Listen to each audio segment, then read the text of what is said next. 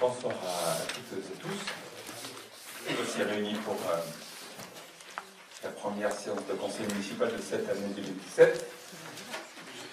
Je voudrais, en amont de l'appel, souhaiter la bienvenue à Solange Poulens, qui rejoint notre équipe municipale, suite à la demande de retrait d'Emmanuel Lacroix, qui change de métier depuis plusieurs mois et qui est donc beaucoup moins disponible qu'elle ne pouvait l'être au début du mandat et qui donc a souhaité passer le flambeau à Solange, qui est nouvellement à la retraite. Ce qui laisse un Dany un peu plus libre et donc en revenant à tous, je vous souhaite la bienvenue. Merci. Dehors, je peux procéder à l'appel. Marion Bergignan.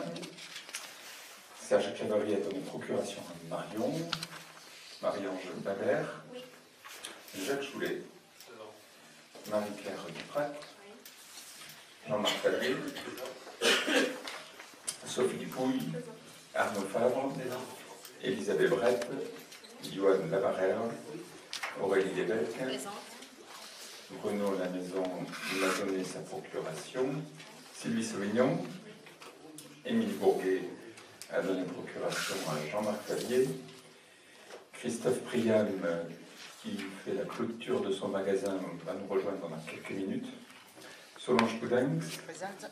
Alain Massal. Présent. Laurent Langlade. Christelle Kermoisan a donné procuration à Madame Duprat. Christophe Bergès. Présent. Marjorie Fautouz. Olivier Martinez. Présent. Nadine Pinchoret. André Lafargue. Présent. Alain Rambat. Présent. Jean-Luc Cazenave. Soyez toutes et tous les bienvenus. Vous avez sous les yeux, j'en profite, le nouvel ouvrage qui vient de sortir aux éditions Confluence, Saint-Sevé, Cap de Gascogne, qui est le fruit du travail de Marie Ferré et donc du partenariat entre la région Nouvelle-Aquitaine et la ville de Saint-Sevé, puisque ce travail est d'inventaire patrimonial auquel s'est rajouté également un inventaire immatériel que vous retrouverez dans certaines des pages au travers de la tauromachie, du travail de la plume, est un travail scientifique poussé qui a permis de mettre en évidence certaines réalités, de mettre fin à certaines croyances, de mettre en évidence des choses qu'elle a découvertes. Il y a des photos qui sont présentées pour la première fois, notamment des photos anciennes. Et l'esprit de ce livre est de servir, bien entendu, aussi de guide de visite, puisqu'il y a 4 itinéraires qui sont présentés. Et donc, nous offrons, l'éditeur offre à chaque membre du conseil municipal un de ces ouvrages. Puisque nous avons 50... c'est le service régional de l'inventaire. C'est le service régional de l'inventaire qui offre, on a offert 50 exemplaires à la mairie de Saint-Sevé. Voilà. Et pour la petite histoire, les photos que vous avez à l'intérieur ont été faites par Michel Dugaud. Michel Dugaud a commencé sa carrière à l'inventaire à Saint-Sevé, puisqu'il y avait eu un inventaire en 1970, et c'est lui qui avait fait un début d'inventaire en 1970, et c'est lui qui avait fait les photos. Et aujourd'hui, il termine sa carrière à l'inventaire, et il termine sa carrière à Saint-Sevé. Donc la boucle est bouclée pour lui. Et donc c'est l'auteur de la très belle photo que vous avez en couverture. Il s'agit donc de livres Visage du patrimoine en Nouvelle-Aquitaine. Il y a 1 à 2 ouvrages par an financés par la région. Le dernier était Arcachon. Nous suivrons donc Arcachon. Donc on est là dans des belles cités. Ça sera le premier pour toujours de Nouvelle-Aquitaine. Nous allons donc passer à l'ordre du jour. Tout d'abord, y a-t-il des commentaires sur le procès verbal?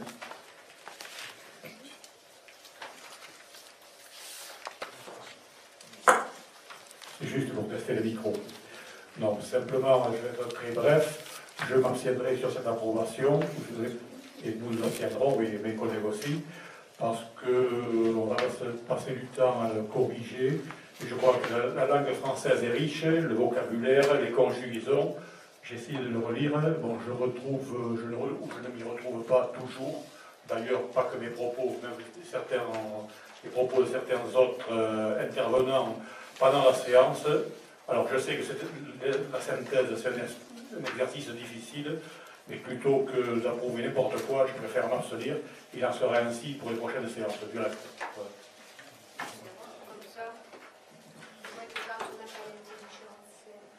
Alors, très sincèrement, autant que vous vous absteniez, je le regrette, mais je peux l'entendre, mais que vous ne disiez pas par avance que vous abstiendrez sur les futurs, quels qu'ils soient, je trouve que ça enlève tout crédit à cette intervention.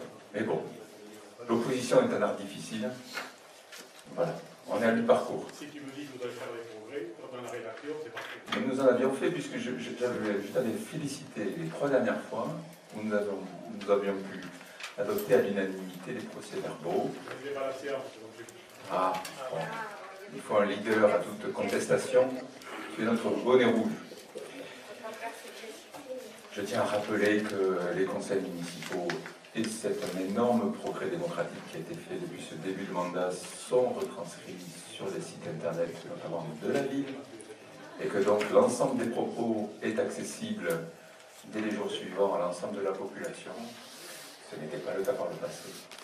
Et donc les procès-verbaux que nous faisons reprennent de manière synthétique les propos. Bon, que vous ayez abstenu, je veux dire que c'est quelque chose de positif. Au fond, vous ne contestez pas la véracité de ce qui est écrit. Premier point à l'ordre du jour, et qui fait écho à un des points centraux du dernier conseil municipal, une délibération visant à confier à la communauté des communes l'achèvement de la révision générale du PLU. Nous l'avions adopté. Il nous reste à faire la consultation de personnes publiques associées et l'enquête publique de procédures administratives, si vous voulez. Du fait que la loi NOTRe transmette aux communautés des communes la compétence au 1er janvier, que nous ayons fusionné, il vous est soumis donc la délibération confiant à la communauté des communes de Chalosse-sur-Sambre le pouvoir de finaliser ce plan local d'urbanisme. En lieu des échanges avec la préfecture, elle souhaite, pour que les choses soient bien claires, qu'il y ait une délibération en la matière.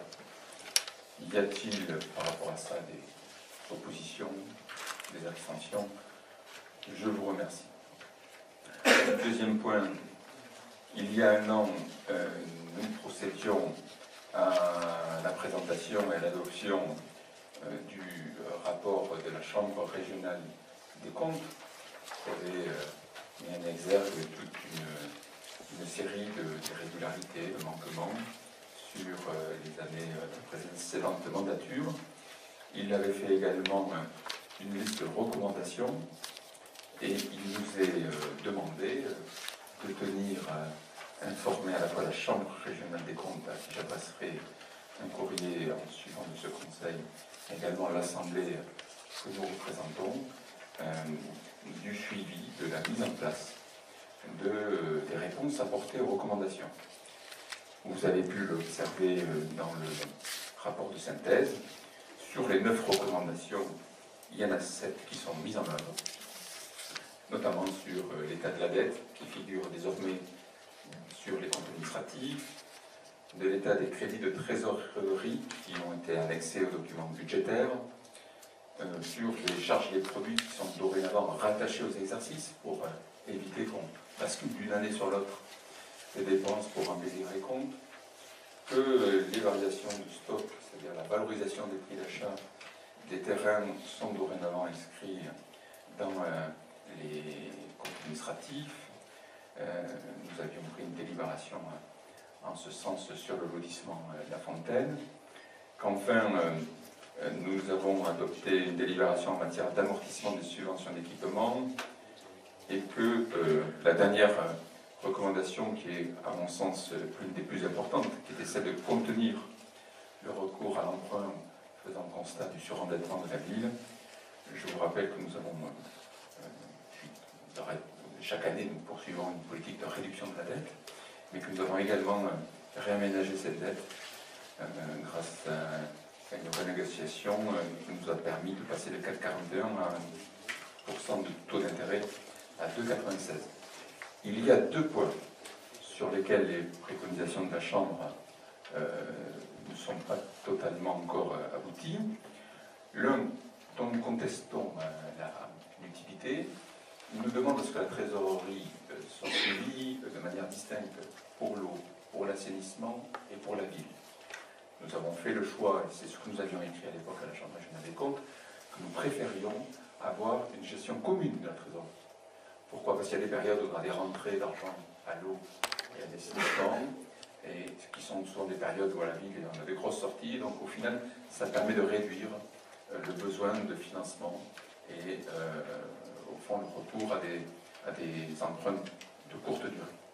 Donc c'est quelque chose qui nous semble être de nature à minimiser les frais financiers, et je crois que là-dessus il y a une unanimité entre nous.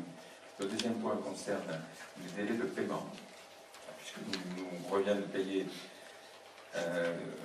dans un délai de 30 jours maximum qui n'est pas encore totalement respecté.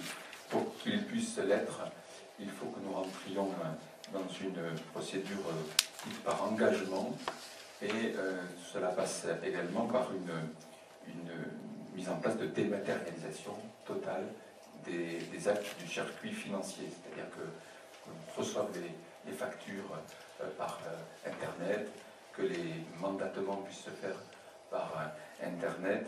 C'est ce qu'on appelle la full dématérialisation, c'est-à-dire une dématérialisation complète qui est en cours, et j'ai bon espoir que d'ici la fin de l'année, elle soit totalement mise en œuvre. Y a-t-il par rapport à ça des commentaires, des questions?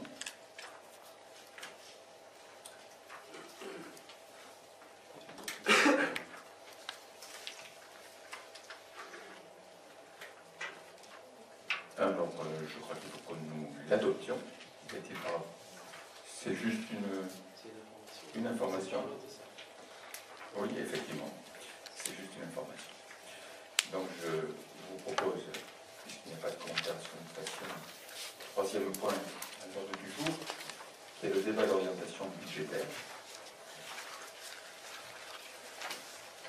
Comme toutes les villes de plus de 3500 habitants, il nous revient quelques semaines avant l'adoption du budget d'engager entre nous un débat. Et je tiens à remercier Béatrice Lestrade et Jacques Choulet, ainsi que les services de la ville, qui ont beaucoup œuvré pour vous soumettre un rapport qui est très complet, qui décrit en détail à la fois le contexte dans lequel nous évoluons, mais également les actions qui vont être menées cette année, que je résumerai en un mot. Nous menons une action de modernisation de la ville de Saint-Sever. Cette action de modernisation de notre ville, elle intervient dans un contexte qui est toujours particulièrement difficile. Difficile puisque notre pays traverse une crise profonde. Les comptes qui auraient dû revenir en dessous des 3% de déficit en 2017 sont pour le moment toujours largement au-dessus, puisque le déficit de l'État sera de 3,3% en 2016. Nous avons également à noter une croissance économique qui a baissé en 2016 par rapport à 2015, et nous sortons d'une période de 2012 jusqu'à aujourd'hui où la croissance économique est en dessous de 1%, et donc on est structurellement dans une stagnation, et tout ça se traduit par un chômage qui est particulièrement élevé. Dans ce contexte difficile qui ne se rétablit pas, le gouvernement avait décidé au lendemain de l'élection municipale en avril 2014 d'un plan de réduction des versements aux collectivités locales, d'un désengagement de l'État qui est un vrai transfert fiscal fait par l'État vers les collectivités locales, que ce soit les communes, les départements ou les régions. Il nous impactera encore cette année, puisque les communes vont faire l'objet d'une baisse de dotation de plus d'1 milliard d'euros. Je tiens à rappeler que pour la commune de Saint-Sevé, la baisse des dotations de l'État, le versement de l'argent de l'État, représente un manque à gagner de 371 000 euros entre 2012 et aujourd'hui. Et donc il nous revient de mener une action publique avec 372 000 euros de recettes en moins. Et pour autant, nous menons au quotidien une action dans laquelle tous les Saint-Sévérins se retrouveront, quel que soit leur âge au fond. Puisque j'en veux pour preuve les écoles, où depuis notre arrivée, nous avons mis en place des temps d'activité périscolaire avec une grande variété, une grande richesse. Raison pour laquelle d'ailleurs nous avons beaucoup de familles des villages alentours qui nous font la demande de pouvoir inscrire leurs enfants chez nous, parce qu'il y a des témoignages de la qualité de ces temps d'activité périscolaire, et également d'une action de modernisation des équipements avec l'école de Pérali qui a été refaite, l'installation de VPI, c'est-à-dire de vidéoprojecteurs qui sont intelligents et qui permettent l'utilisation du système informatique dans la manière d'apprendre. Pour nos jeunes, nous avons également lancé la bourse au permis de conduire, de l'EPC. Et c'est plus d'une quarantaine de jeunes qui ont pu, en donnant un peu de leur temps au cinéma, se financer une partie de leur permis de conduire.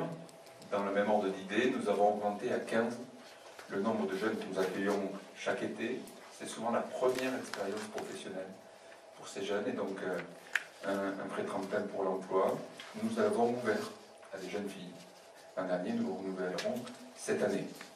Je tiens à signaler également le soutien renouvelé aux associations, avec un budget qui a été augmenté l'an dernier pour faire face aux nouvelles entités et au développement de nos associations. Je tiens à signaler la nouvelle école de musique, forte 63 élèves, une section de théâtre au syndicat de Gascogne, la section handball, au niveau du SAS. Bref, les associations sont en développement dans notre ville et nous les accompagnons. Et enfin, pour nos aînés, nous avons aussi une attention à leur égard, puisque nous avons de nouveau retenu un prestataire pour les repas que nous élaborons pour l'EHPAD et les portages de repas, qui est un prestataire qui fait un travail de qualité. Nous n'avons pas retenu le moins-disant, et suite à une dégustation, nous avons retenu cette PME qui fait des prestations en retenant une partie de ses achats auprès des fournisseurs locaux d'ailleurs. Je tiens, au-delà de cet accompagnement dans l'action du quotidien qui touche chacun de nos concitoyens, citer quelques actions juste d'ampleur. Nous avons engagé, nous allons le poursuivre cette année, une nouvelle dynamique sur les espaces verts, qui s'est traduit par l'obtention d'un deuxième prix au concours des villes et villages fleuris. Merci aux équipes techniques de la ville qui œuvrent à cette réussite. J'en tiens pour preuve le fauchage manuel de la butte de Morlagne, où chacun a pu constater les élagages des arbres aussi, l'amélioration de ce site. Nous menons une action forte de mise en valeur du patrimoine.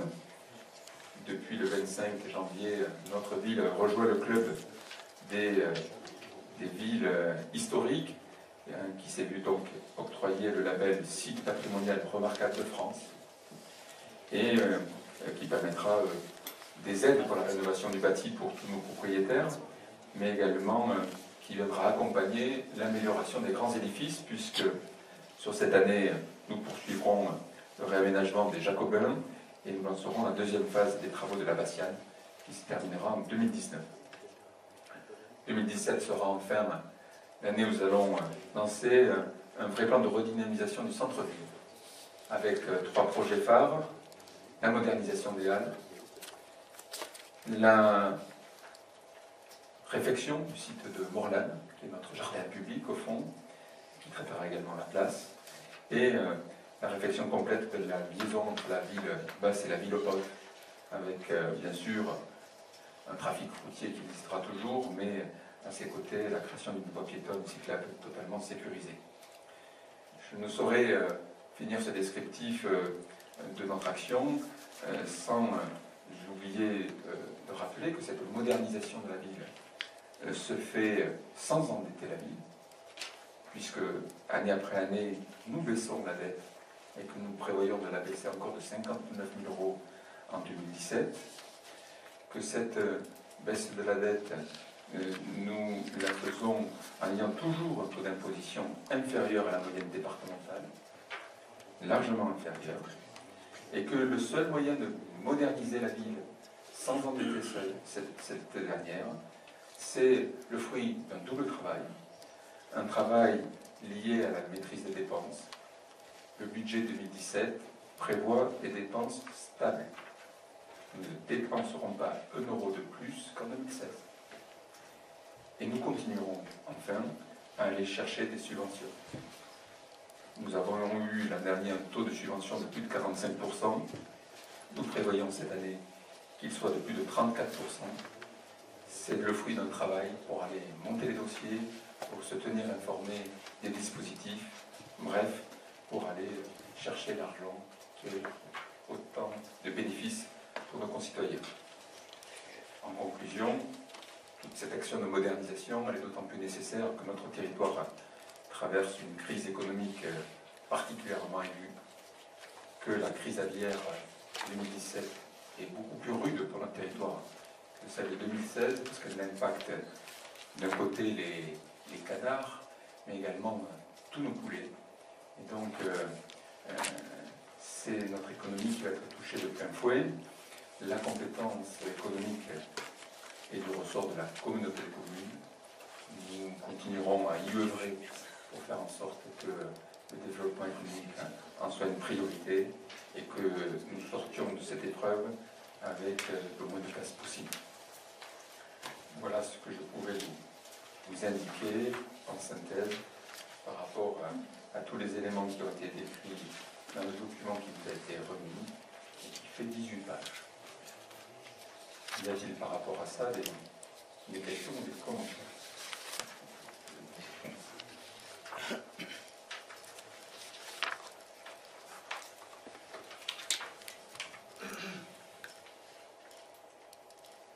S'il n'y a pas de commentaires par rapport à ce projet de modernisation de Saint-Sevé, c'est qu'il vous paraît dès lors clair et enthousiasmant. Y a-t-il des gens qui votent contre? Ça se vote pas. C'était pour voir si vous suiviez. Le quatrième DOB, quand même. Mais je l'ai emporté par l'élan de me dire qu'est-ce qui se fait des choses belles dans cette ville. Je me suis laissé aller à me dire que vous alliez l'adopter. Mais s'il n'y a pas de questions ou de remarques. Tout va mal à Paris, tout va mal en Europe, mais tout va bien à Saint-Sevé.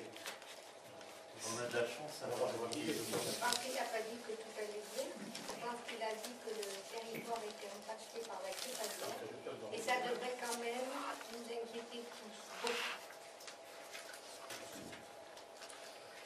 Je crois avoir essayé de transmettre l'idée que nous étions en responsabilité, que nous étions lucides sur les difficultés, que nous ne dépensions pas l'argent que nous n'avions pas, que nous étions consciencieux dans cet exercice-là, mais que pour autant, nous menons une vraie action de modernisation pour renforcer l'attractivité de notre ville, tout simplement. Je vous propose dès lors de prendre acte que ce débat d'orientation budgétaire a eu lieu, que nous passions au point suivant, qui est la désignation des candidats retenus au dispositif de bourse permis de conduire. Il vous est proposé des nouveaux jeunes, 6 jeunes, 3 garçons et 3 filles. Il y a la parité. Y a-t-il par rapport à cette délibération des oppositions, des abstentions? Je vous remercie. Enfin, nous avons 2 délibérations qui nous ramènent à l'événement de demain soir. La création d'un emploi permanent d'attaché de conservation du patrimoine, puisque Madame Alizé Le Panéraire, qui est notre responsable du musée, qui nous a rejoint début février, ayant réussi le concours d'attaché de conservation, elle est même lauréate de ce concours national, il nous revient non pas de transformer le contrat que nous avions créé en décembre sous forme contractuelle, de le passer en création d'un poste au tableau des effectifs, puisqu'elle est titulaire du grade. Ça ne change rien aux incidences budgétaires, mais c'est un changement administratif.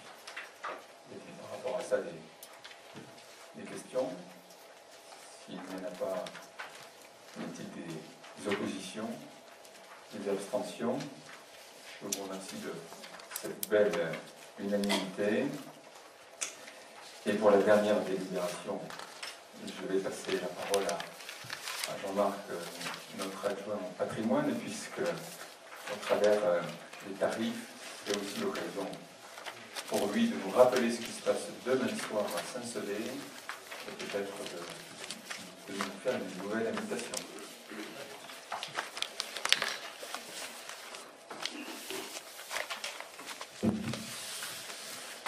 Oui, donc demain soir commence l'exposition Saint-Sevé Cap-de-Gascogne.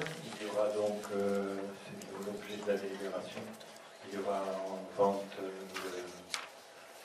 le livre que vous avez devant vous, qui a écrit Marie Ferré, et également les affiches de la manifestation, de l'exposition, avec deux formats d'affiches, un grand format et un plus petit format.